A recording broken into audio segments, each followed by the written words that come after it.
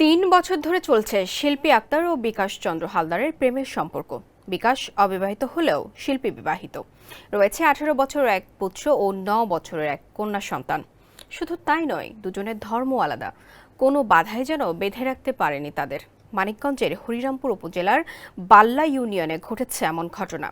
দীর্ঘ ৩ বছর ধরে চলছে শিল্পী আক্তার ও বিকাশ চন্দ্র হালদারের প্রেমের সম্পর্ক। বিকাশ অবিবাহিত হলেও শিল্পী বিবাহিত। রয়েছে ১৮ বছরের এক পুত্র ও ৯ বছরের এক কন্যা সন্তান। শুধু তাই নয়, দুজনের ধর্ম আলাদা। কোনো বাধাই যেন বেঁধে রাখতে পারেনি তাদের।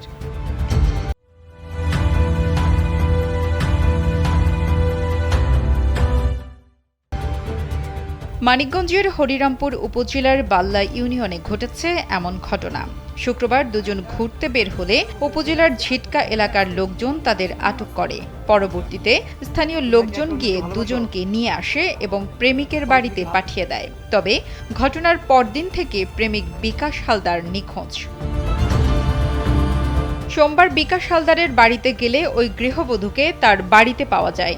শিল্পী আক্তার কালবেলাকে বলেন ৩ বছর ধরে চলছে তাদের সম্পর্ক। তাকে বিয়ে করবে বলে বাড়ি থেকে নিয়ে এসে এখন ৩ দিন পলাতক রয়েছে তার প্রেমিকা। যাবতীয় খরচ টরচও চালায়, আমার ওষুধ লাগলে যে কোনো সম্পূর্ণ খরচও চালায়। আমার বাচ্চারেও সময় দেয়, ওর যে অসুস্থ হইলেও করে, ডাক্তার দেখাই দেয়। তারপরেও আমি একবার বলছি যে আমার বাচ্চা আছে, আমি বাচ্চা নিয়ে থাকি, যেভাবে তোমার সাথে সম্পর্ক হয়েছে তোমার সাথে যাওয়া সম্ভব না। তারপরেও হয়ে কয় তোমার 2টা বাচ্চা নিয়ে আমি তোমার বিয়ে করব, আমি মুসলমান হয়ে তোমার এই বাচ্চা বাচ্চা নিয়েই বিয়ে করব। তার আসলে আমি ভালোবাসে ফেলছি। পরে আমি বলছি তাহলে ঠিক আছে। পরে সে বিয়ে করার জন্য আমার এই বাড়ি নিয়ে আসছে, এখন পালাইছি। বিকাশ হালদারের বাবা বলাই হালদার জানান, বিকাশ হালদার শিল্পী আক্তারের মেয়েকে পড়াতেন। হালেদের বলতে উনিও বলছে দাদা কোনো অসুবিধা নাই, নিজের ছেলের মতন থাকবো আসবো। এর আগেও একটা হারের ঘটনা ঘটাইছিল, আমার বোনিয়া বিকাশ চলে গেছে।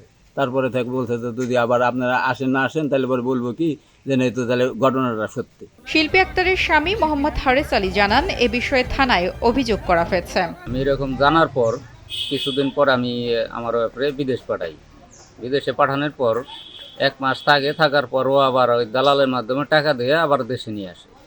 আসার পর ও বাসা ভাড়া করে অন্য জায়গায় থাকে। এসব জানার পর আমি আবার ওটাই সংসার করতে থাকি। দ্বিতীয় 2-3 দিন পর আবার এরকম ঘটনা করে আবার চলে যায়। যাওয়ার পর 3 দিন থাকার পর আবার ফোনে যোগাযোগ করে আবার নিয়ে আসি। আনার পর অনেক দিন থাকে, 1 মাসের মতো থাকার পর আবার এই যে চলে গেছে। এখন আর আমি উঠাইতে চাইতেছি না, বিকাশ নিয়ে চলে গেছে। হরিরামপুর থানার ওসি শাহ নূরে আলম কালবেলাকে জানান, শিল্পী আক্তারের স্বামীর সঙ্গে কথা বলে ব্যবস্থা নেওয়া হবে।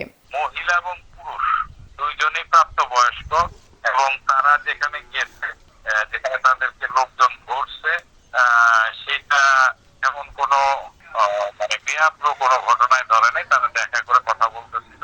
এই অবস্থায় আসলে আমরা বিষয়টা আরো তদন্ত করতেছি। তদন্ত করে যদি আইনের ব্যত্যয় ঘটে সেক্ষেত্রে আমরা আইনগত ব্যবস্থা গ্রহণ করি। এ ঘটনায় বিকাশের পরিবারকে এলাকার লোকজন হুমকি ধামকি দিলে বিষয়টি বিকাশের পরিবার থেকে মানিকগঞ্জের দায়িত্বপ্রাপ্ত সেনা কর্মকর্তাকে জানানো হয়। বুধবার দুপুরে সেনাবাহিনীর একটি টিম তদন্তে আসে এবং বিষয়টির সমাধানের জন্য ইউনিয়ন পরিষদের চেয়ারম্যানের উপর দায়িত্ব দেয়। কালকে থেকে চেষ্টা করছি বিকাশের সাথে কথা বলার জন্য। বিকাশ তো এখন পলাতক, ও তো এখন দেশে নাই। আমি ওর বোনের কাছ থেকে একটা নাম্বার নিচ্ছি, ওই নাম্বার নিয়ে দেখি আজকে দিনাদিনের মধ্যে বিকাশের সাথে একটা যোগাযোগ করে যাতে ওকে এলাকায় আইনে ওর সাথে পরামর্শ করে ওদের নিয়ে আর ওই মহিলাদের নিয়ে বইসে তারপর একটা সিদ্ধান্ত নিতে হবে।